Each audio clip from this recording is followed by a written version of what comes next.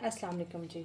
तो आज मैं आपके लिए लेके आई हूँ परफेक्ट सी मटर गोश्त की आसान सी रेसिपी, जिसको बनाना नहायत ही आसान है और जो कि बहुत ही मज़ेदार सी बनती है।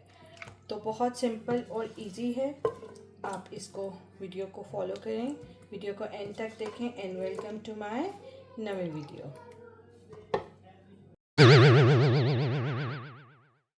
तो जी हम अपने प्रेशर कुकर में ऑयल डाल लेते हैं। हम इसमें एक प्याज काट के डाल देंगे।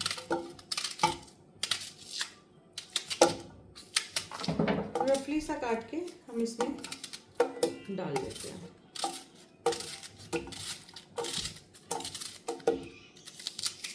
साथ ही हम 4 से 5 डब्बे इसमें लहसुन भी शामिल कर देंगे।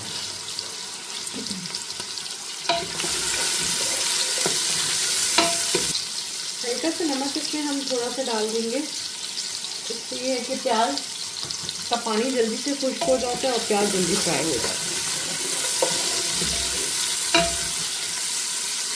प्याज हमारा सौटे हो चुका है, तो इसमें हम आधा किलो के करीब मिक्स ये डालेंगे। लैम्ब गोश्त है, ये डालेंगे।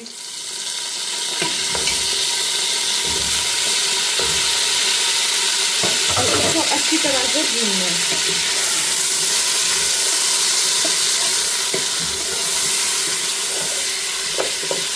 उसको अच्छी तरह से भून लें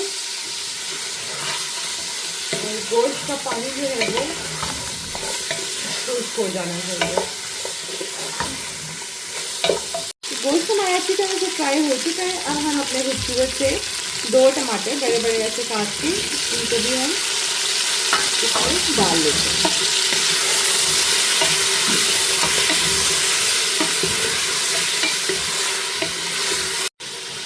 इसमें हम 1 कप पानी का डालेंगे और इसको 10 मिनट के लिए हम प्रेशर लगा देंगे। A few moments later.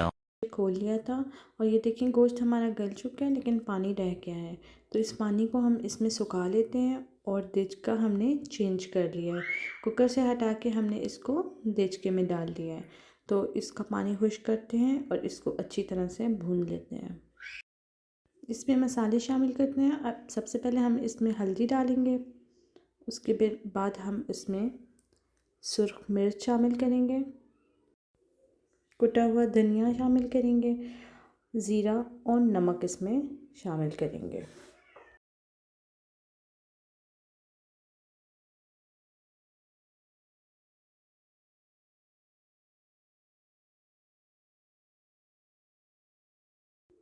और इसको मसाले को अच्छी तरह से हम भून लेंगे।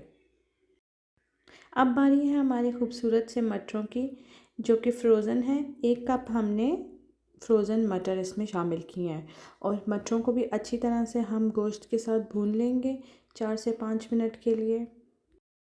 1 कप गोश्त की यखनी मैंने निकाल ली थी, तो वो अब हम इसमें शामिल करेंगे और दूसरा पानी हम नहीं डालेंगे। यही यखनी हम इसमें शामिल करके और इसको हम हल्की आंच पे रख देंगे।